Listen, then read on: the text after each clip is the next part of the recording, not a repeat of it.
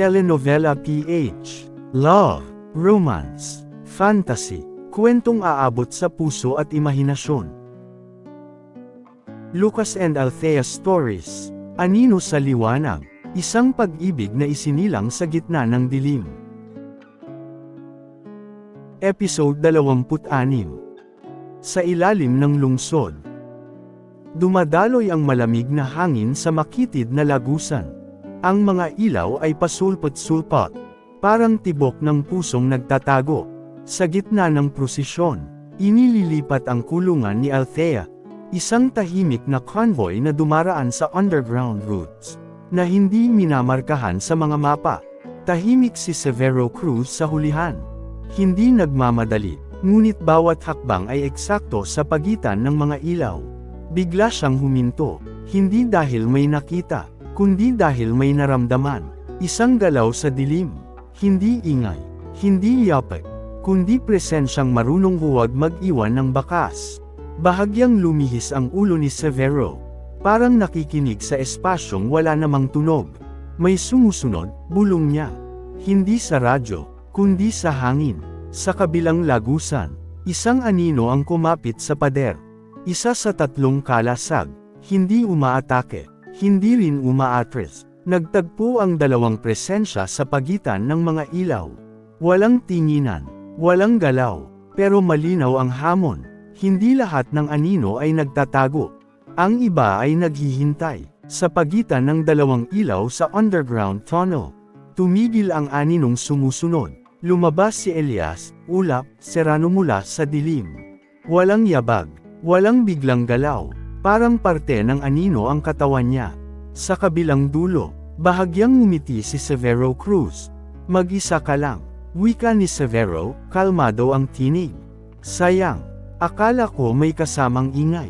Hindi sumagot si ulap, tumigil lang sa 3 hakbang ang layo. Eksaktong distansya para umatras o umatake. Tahimik ka pa rin, dugtong ni Severo. Ganyan ka na noon. Bahagyang kumunat ang noo ni ulap. Hindi galit, kundi pagkilala. Hindi ito ang lugar para sa usapan, tugon ni ulap. Mababa ang boses. Umalis ka sa ruta. Isang hakbang palapit si Severo. Hindi para umatake, kundi para tikman ang pagitan.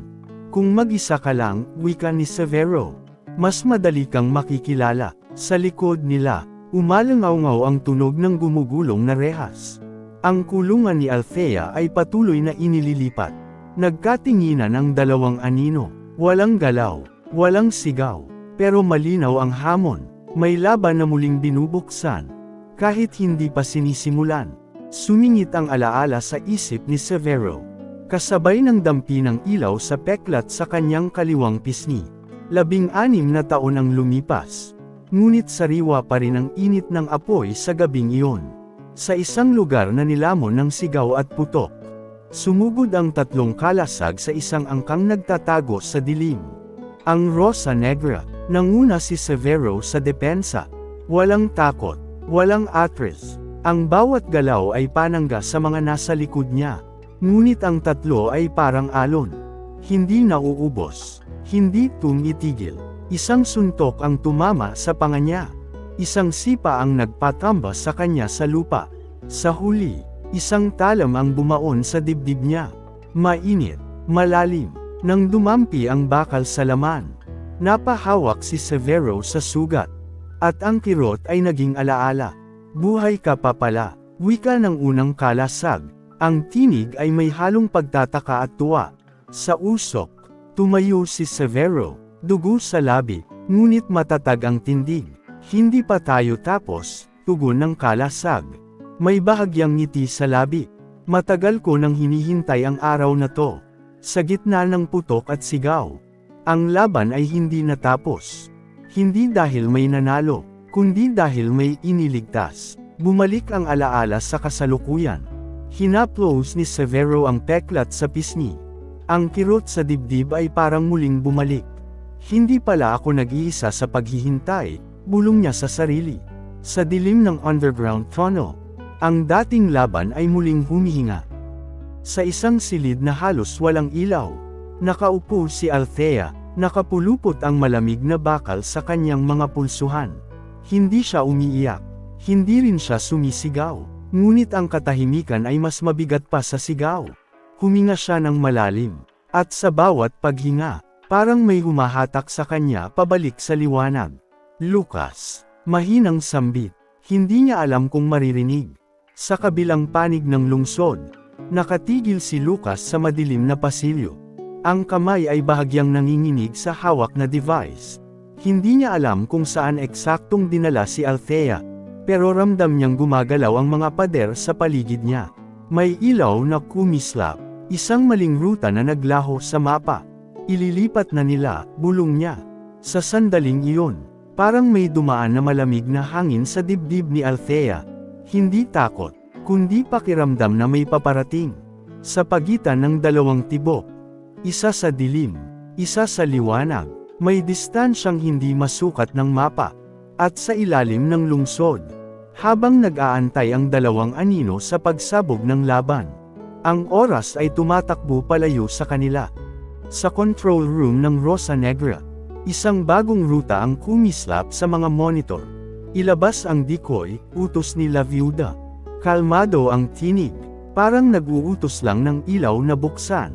Sa kabilang lagusan, isang convoy ang gumalaw, magkahawig na kulungan, magkahawig na bantay, magkahawig ang ingay, sa mga mata ng mga nagmamasid. Ito ang paglipat ng bihag, ngunit sa loob ng isa sa mga sasakyan. Walang laman ang kulungan, bakal lang, kadena lang, walang liwanag. Sa tunay na ruta, mas tahimik ang galaw, walang sirena, walang ilaw. Isang linya lang ng mga aninong marunong umiwas sa mapa. Pakainin ang humahabol, wika ni La Viuda. Kapag sumunod sila sa ingay, doon tayo liliko sa katahimikan. Sa malayo, may signal na tumama sa sensors ng tatlong kalasag. Isang rutang parang bukas, parang madali, at sa pagitan ng ilaw at dilim. Ang bitag ay hindi humihigpit, lumilihis. Sa makitid na lagusan, tumigil ang hangin, parang huminto ang lungsod sa paghinga. Hindi na nagsalita si Severo. Hindi na rin umatras si Ulap. Isang iglap, sumabog ang galaw. Si Ulap ang unang pumasok. Mabilis, tahimik. Ang katawan ay dumulas sa anino. Isang siko sa gilid. Isang pag-ipit sa braso. Mga galaw na sanay sa siki. Sumagot si Severo, hindi sa bilis, kundi sa timing. Isang hakbang polihis, isang balikat na tumama sa dibdib ni Ulap. Nabuwal sa pader ang kalasag. Umagos ang dugo sa gilid ng labi ni Ulap. Hindi dahil natalo, kundi dahil tinamaan. Bumawi ang kalasag. Isang mababang sipa sa tuhod. Isang suntok sa tadyang. Napaatras si Severo, napahawak sa sugat sa dibdib. Ang lumang peklat ay muling umapoy. Nagkatinginan sila. Parehong may dugo, parehong hindi bumabagsak. Hindi ka na tulad ng dati, wika ni Severo. Humihingal, ngunit may bahagyang ngiti. Hindi rin ikaw, tugon ni Ulap. Pinupunasan ang dugo sa labi. Pero sapat pa, isang kutsilyo ang kumislap sa dilim. Mula kay Ulap, isang kidlat na dumaplis sa bisig ni Severo. Tumulo ang dugo, sumagot si Severo, isang siko sa sentido. Umalangaw-ngaw ang tunog sa lagusan. Pareho silang umatras ng kalahating hakbang. Hindi dahil tapos na, kundi dahil walang malinaw na panalo. Sa ilalim ng lungsod, ang dalawang anino ay nag-iwan ng dugo sa bato. Paalala na ang laban ay muling binuksan. At hindi pa isinasara. Sa pagitan ng mga anino, biglang kumislap ang metal sa kamay ni Severo. Isang baril ang umangat, hindi sa galit, kundi sa desisyong tapusin ang pagitan. Hanggang dito na lang, wika niya. Hindi banta, kundi pahayag. Sa iglap na iyon, naglaho si Ulap sa gilid ng lagusan. Sumanib sa dilim sa likod ng isang poste. Isang putok ang umalangaw-ngaw. Tinamaan ang bato, sumabog ang alikabok sa hangin. Sa likod ng poste, nakapikit sandali si Ulap. Pinakikiramdaman ang yabag ng paa ni Severo. Ang layo ng hinga, ang posisyon ng balikat sa bawat hakbang. Hinigpitan niya ang kapit sa patalim. Isang sandata na hindi sumisigaw. Ngunit tumatama. Isang iglap. Sumulpot si ulap mula sa dilim. Ang braso ay gumuhit ng tuwid na linya sa hangin. Kumislap ang patalim. Diretso sa kamay ni Severo. Napabitaw ang baril. Tumama sa sahig. Umalangaw-ngaw ang tunog sa lagusan. Napaatras si Severo. Hawak ang dumudugong palad. Ang mga mata ay kumislap. Hindi sa sakit, kundi sa pagkilala. Hindi ka nagbago, wika niya. Bahagyang ngumingiti kahit masakit. Mas tumalim ka lang. Sa sahig, ang baril ay nanatiling malamig. Paalala na sa ilalim ng lungsod. Hindi lahat ng laban ay dinadaan sa putok. Nakaluhod si Severo sa malamig na semento. Hawak ang dagwang kamay. Ang dugo ay tumutulo sa pagitan ng mga daliri. Sa harap niya, nakapwesto si Ulap. Hindi umaatres. Hindi rin sumusugod. Sa likod ng kalasag, biglang lumitaw ang dalawang anino. Si Ramon, Bato, Alcantara. Mabigat ang hakbang. Parang dumadagandong ang lupa sa bawat yapak. At si Inigo, Kidlat, Valdez. Mabilis ang tindig. Parang kidlat na handang bumagsak. Naalala pa kita, wika ni Bato. Nakatingin sa dagwang kamay ni Severo. Magaling, buhay ka pa pala. Mas tumalim ka rin, dugtong ni Kidlat. May bahagyang ngisi, pero hindi sapat para sa tatlo. Tahimik si Severo. Ang mga mata ay nagliliyab.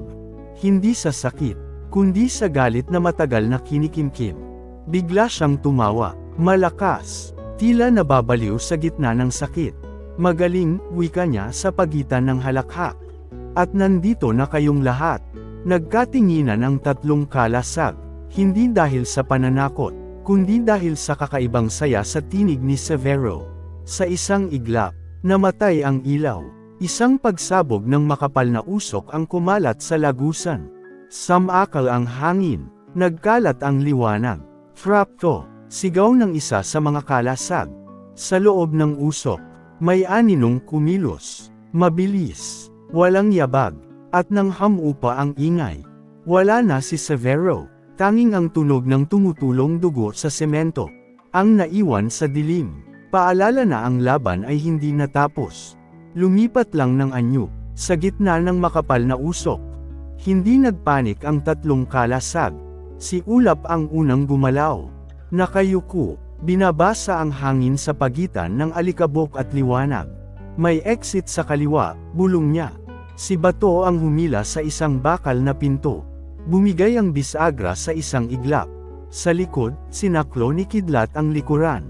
Mabilis ang mata, handa sa anumang sumunod. Hindi sila naghabol. Hindi rin sila nagpaiwan. Sa labas ng lagusan, sariwa pa ang hangin. At doon lamang bumagal ang kanilang paghinga. Biglang kumulansang ang comms. Umatras muna kayo, wika ni Miguel sa linya. Utos ni Don Ricardo. Ang kalaban ay nakahanda. Nagkatinginan ang tatlo. Walang pagtutol. Walang reklamo. Kahit gaano pa tayo kahusay, dugtong ni Miguel. Hindi tayo mananalo sa laban na ang kabilang panig. Ang may kontrol sa oras at lugar. Tumango si Bato. Hindi ito pagtakas, wika niya. Pag-iipon ito. Tama, sagot ni Ulap. Nakatingin sa madilim na lagusan na iniwan nila. Hindi pa tapos ang laban. Sa ilalim ng lungsod, ang tatlong kalasag ay umatras. Hindi dahil natalo, kundi dahil pinili ang susunod na hakbang. Sa isang silid na halos walang ilaw, nakahanay ang mga monitor, mga rutang unti-unting nagbabago. Mga aninong naglalaho sa mapa. Tahimik si La Viuda. Sa harap niya, nakaluhod ang isang tauhan. Ang balikat ay may bakas ng sugat. Hindi natin sila nakuha, wika ng tauhan. Maingat ang bawat salita. Hindi umangat ang ulo ni La Viuda.